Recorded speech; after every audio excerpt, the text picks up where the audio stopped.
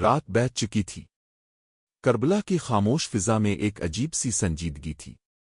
آسمان سیاہی میں ڈوبا ہوا تھا اور خیموں کے گرد خندقوں میں جلتے ہوئے شعلے جیسے کسی بڑے طوفان کے آنے کا پیش خیمہ تھے۔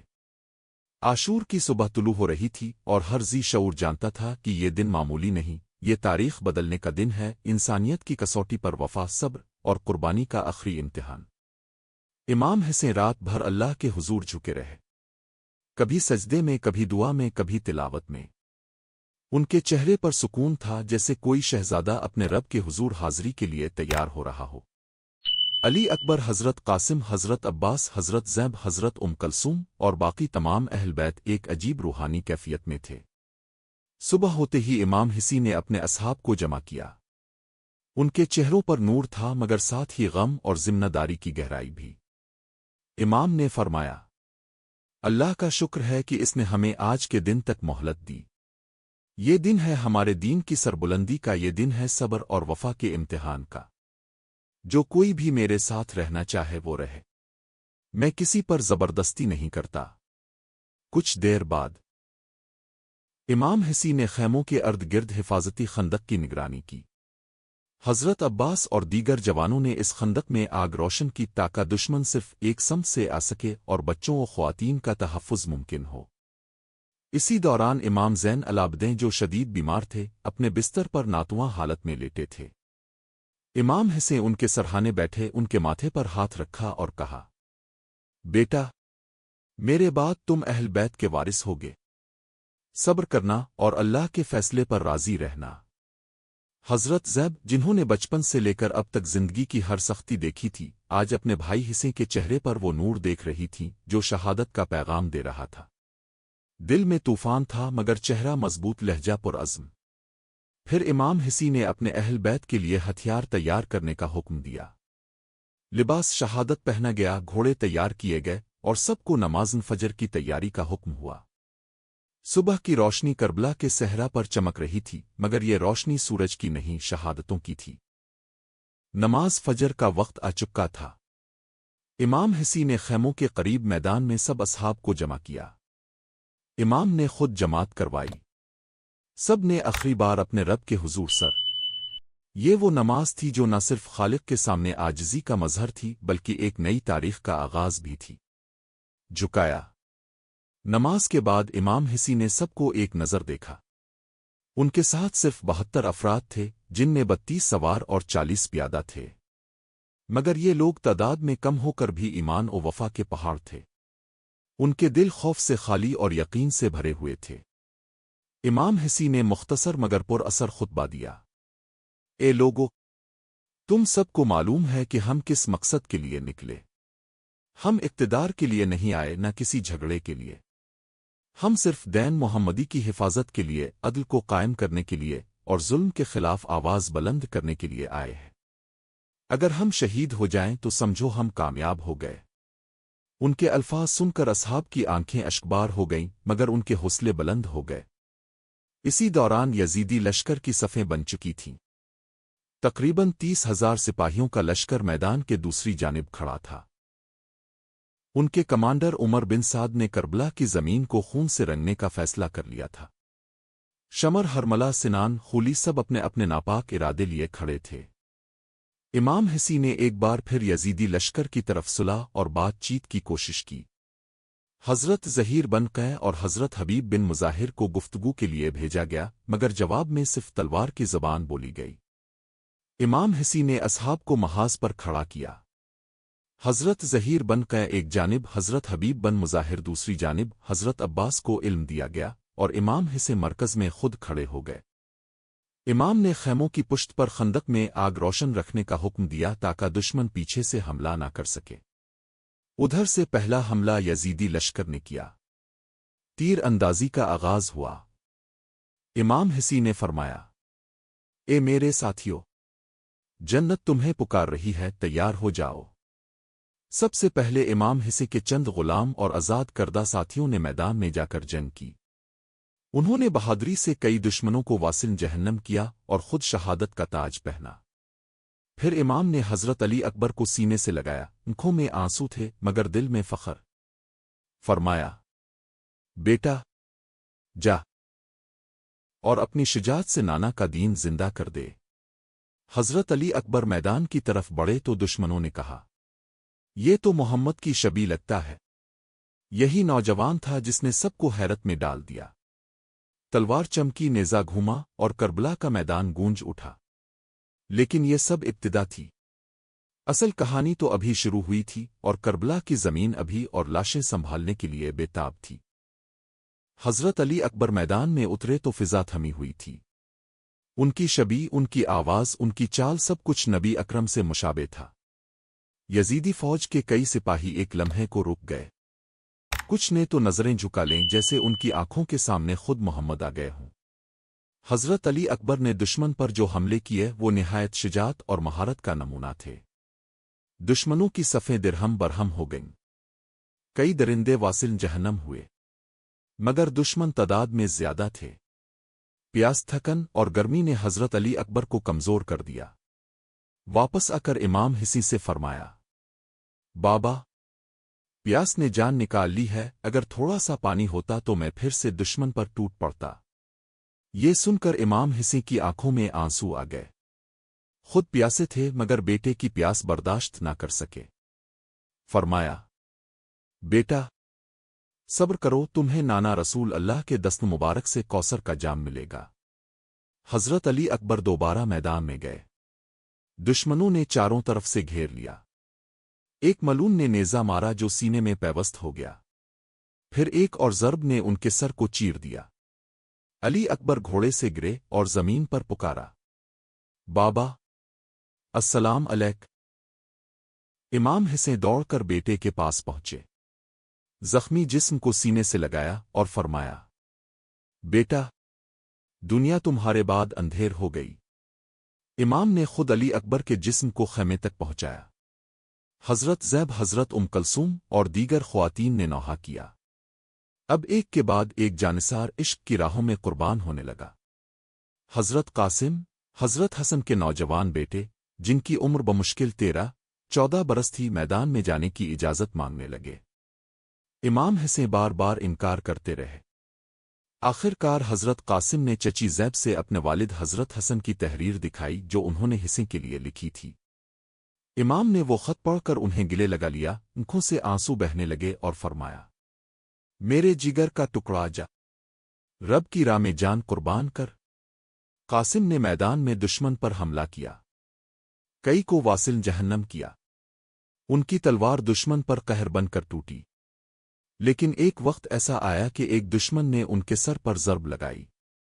वो जमीन पर गिरे और आवाज दी, चाचा, अस्सलाम अलैक, मुझे संभाल लीजिए। इमाम हिसे जैसे ही पहुंचे, कासिम के जिस्म पर हमले हो रहे थे। वो करीब गए, दुश्मनों को पीछे धकेला और जख्मी जिस्म को अपने सीने से लगाकर फरमाया, कासिम, तुमने अपने चचा को शर्मिंदा कर दिया। ऐसी जंग लड़ी के बड़े बड़े सिपाही शर्मा जाएं। एक एक जानसार जाता रहा। इमाम हिसे का सब्र पहाड़ की मानिंद रहा, लेकिन दिल अंदर से चूर चूर हो रहा था। अब इमाम ने हजरत हबीब बिन मुजाहिर को मैदान में भेजा, जो नबी के करीबी सहाबी थे।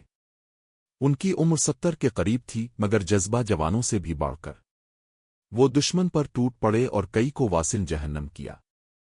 बिलाखिर दुश्मनों ने मिलकर उन्हें शहीद कर दिया।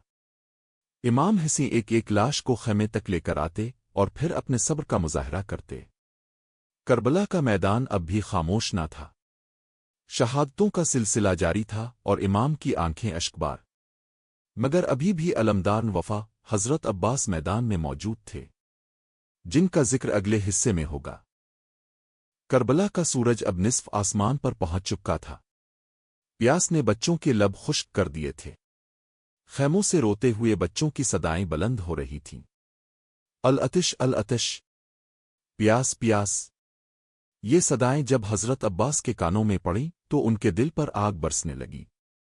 वो इमाम हिसे के पास आए और अर्ज किया, भैया, मैं अब मजीद ये बच्चों की फरियाद नहीं सुन सकता। इजाजत दीजिए कि मैं फरात से पानी लाऊं। इमाम हिसी ने आंखों में आंखें डालकर कहा, अब्बास, अगर जाना चाहते हो तो जाओ, मगर जंग की नियत से नहीं, सिर्फ पानी के लिए। حضرت عباس نے اپنی تلوار سنبھالی، مشک کندھے پر ڈالی اور علم ہاتھ میں تھاما۔ خیموں کی طرف نظر ڈالی، بچوں کے چہرے ذہن میں بسا لیے اور پھر فرات کی طرف روانہ ہو گئے۔ جیسے ہی عباس فرات کے کنارے پہنچے، دشمن کی صفوں کو چیرتے ہوئے پیاس کے باوجود پانی بھرا۔ جب مشکیزہ بھر لیا تو خود پانی پینے کے لیے ہاتھ بڑھایا، لیکن فوراً روک لیا۔ عباس، تیرا حصی پیاسا ہے تو کیسے پانی پیے گا؟ یہ کہہ کر پانی کو واپس پھینک دیا اور مشکیزہ لے کر واپس چل پڑے۔ اب دشمنوں نے انہیں روکنے کی کوشش کی۔ چاروں طرف سے تیروں کی بوچھاڑ ہوئی۔ ایک نے ان کے دائیں ہاتھ پر وار کیا، ہاتھ کٹ گیا، مگر مشک کو بائیں ہاتھ میں سنبھال لیا۔ پھر بائیں ہاتھ پر وار ہوا، وہ بھی کٹ گیا، مگر حضرت عباس نے بازوؤں سے مشک کو سینے سے لگا لیا۔ اب وہ صرف علم اور مشک کو بچانے کی فکر میں تھے۔ ایک تیر آ کر مشک میں پیوست ہوا، پانی زمین پر بہہ گیا۔ یہ منظر عباس نے دیکھا تو آنکھوں میں آنسو آ گئے، لیکن سر نہ جھکایا۔ پیاسے بچے پانی سے محروم ہو چکے تھے۔ اسی دوران ایک ظالم نے لوہے کی گرز سے ان کے سر پر ضرب لگائی۔ وہ گھوڑے سے گرے اور زمین پر پکارا، اے بھائی، اپنے بھائی کو سنبھالو۔ امام حسین دوڑتے ہوئے آئے۔ حضرت عباس کی حالت دیکھ کر دل ٹوٹ گیا۔ زمین پر جھک کر فرمایا، اب میرے بازو ٹوٹ گئے عباس۔ تاو میرا علمبردار تھا، میرا سہارا تھا۔ حضرت عباس نے زخمی آواز میں کہا، بھیا، مجھے خیموں تک نہ لے جانا، بچوں کے سامنے شرمندہ ہوں کہ پانی نہ لا سکا۔ امام حسین نے ان کے سر کو گود میں رکھا، آنکھوں سے آنسو رواں تھے۔ حضرت عباس نے کلم شہادت پڑھا اور وفا کی تاریخ کو امر کر گئے۔ امام حسین نے علم کو زمین پر رکھا اور فرمایا، اے وفا، آج تاو شہید ہو گئی۔ خیموں میں جب حضرت زیب نے علم کو گرتے دیکھا تو بے اختیار چیخ پڑیں، ہائے عباس، اے میرے بھائی، تاو بھی چلا گیا؟ بچوں نے روتے ہوئے پوچھا، پانی آ گیا؟ امام حسین خاموش رہے کہ خاموشی ہی سب سے بڑا جواب تھا۔ کربلا اب ایک اور صدمے سے گزر چکی تھی۔ امام حسین تنہا ہو رہے تھے۔ جانثار ایک ایک کر کے رخصت ہو چکے تھے۔ اب رہ گئے تھے صرف حسین اور ان کی قربانی کی معراج۔ اب کربلا کے صحرا میں سکوت کا عالم تھا، مگر یہ سکوت موت سے پہلے کی گہری خاموشی تھی۔ امام حسین اپنے خیمے کے باہر کھڑے تھے، گرد و غبار میں لت پت، اور چہرے پر صبر اور نور کا عجب امتزاج۔ تمام جانثار شہید ہو چکے تھے۔ حضرت عباس، علی اکبر، قاسم، حب، زیر ان و محمد سب رخصت ہو چکے تھے۔ اب صرف امام حسین، حضرت زین العابدین جو بیمار تھے، اور خواتین و بچے باقی رہ گئے تھے۔ امام حسین نے خیمے کا رخ کیا، اندر قدم رکھا۔ حضرت زیب سامنے آئیں، چہرہ اشکبار مگر حوصلہ پہاڑ جیسا۔ امام نے سب کو جمع کیا، نظر بھر کر اہل بیت کو دیکھا اور فرمایا، یہ وقت صبر کا ہے۔ میں جا رہا ہوں میدان کی طرف۔ میرے بعد تم سب پر آزمائش آئے گی، مگر صبر کا دامن نہ چھوڑنا۔ اللہ تمہارا نگہبان ہے۔ حضرت زیب نے امام کو روکنا چاہا، آنکھوں سے آنکھیں ملائیں اور فرمایا، بھیا، اب بھی چلے جائیں گے؟ پھر ہم کس کے سہارے رہیں گے؟ امام نے بہن کو گلے لگایا اور کہا، زینب، تم حصے کی بہن ہو، تمہیں صبر کی علامت بننا ہے۔ میری بہن، میرا سلام لینا اور کربلا کے بعد دین کی صدا بن جانا۔ پھر امام نے بچوں کو گلے لگایا۔ حضرت سکیاں جو بہت پیاری بیٹی تھیں، امام کی ٹانگوں سے لپٹ گئیں۔ بابا، کہاں جا رہے ہیں؟ مجھے بھی ساتھ لے چلیں۔ امام کی آنکھوں سے آنسو ٹپک پڑے۔ بیٹی کو گود میں لیا، پیشانی چومی اور فرمایا، بیٹی، بابا اللہ کے راستے میں جا رہا ہے۔ تمہیں نانا کے دین کی حفاظت کرنی ہے۔ یہ وہ لمحے تھے جب انسانیت لرز اٹھی۔ ایک باپ اپنی معصوم بیٹی کو آخری بار گلے لگا رہا تھا اور اسے صبر سکھا رہا تھا۔ پھر امام حسین نے میدان کی طرف روانگی سے پہلے حضرت زین العابدین کے قریب جا کر وصیت کی، بیٹا، تم ہمارے بعد امام ہو۔ اس کاروان کی رہنمائی کرنا اور صبر کی تلقین کرتے رہنا۔ میدان کی طرف جانے سے قبل امام حسین نے آسمان کی طرف نظر کی، دعا مانگی، اے اللہ، میں تیرے دین کی خاطر، تیرے رسول کے پیغام کی خاطر، اپنے نانا کی امت کی اصلاح کی خاطر سب کچھ قربان کر رہا ہوں، قبول فرما۔ پھر انہوں نے اپنا گھوڑا سنوارا۔ ذوالجناح نامی یہ گھوڑا بھی آج اداس تھا، جیسے اسے بھی معلوم تھا کہ آج اس کے سوار کی واپسی نہیں۔ جب امام حسین گھوڑے پر سوار ہوئے تو خیموں سے رونے کی آوازیں بلند ہوئیں۔ حضرت زید بے اختیار دوڑیں اور گھوڑے کی رکاب تھام لی۔ بھیا، ایک آخری بار میرے ساتھ بات کرے۔ امام حسین گھوڑے سے اترے، بہن کو گلے لگایا اور فرمایا، زینب، صبر صبر صبر۔ پھر امام میدان کی طرف روانہ ہوئے اور پیچھے صرف اشک آہیں اور الوداعی صدائیں رہ گئیں۔ اب میدان میں صرف ایک چراغ باقی تھا، اور وہ چراغ خود کو قربان کرنے چلا تھا تاکہ ظلم کے اندھیروں میں دین کا نور روشن رہ سکے۔ اب کربلا کی زمین گواہ بننے والی تھی تاریخ کے سب سے عظیم مرکے کی۔ امام حسین نے ذوالجناح پر سوار ہو کر میدان کی طرف رختن سفر باندھا۔ نہ ساتھ میں کوئی سپاہی تھا، نہ مددگار، صرف حق، صداقت اور دین محمدی کا علم تھامے ایک تنہا مرد مجاہد دشمن کی ہزاروں کی فوج کے سامنے کھڑا ہونے جا رہا تھا۔ یزیدی لشکر کی صفوں میں خاموشی تھی۔ وہ سب جانتے تھے کہ اب آنے والا ال کا بیٹا فاطمہ کا نور نظر اور رسول اللہ کا لختن جگر ہے۔ دل کانپ رہے تھے، مگر ظلم نے ان کی آنکھوں پر پردہ ڈال رکھا تھا۔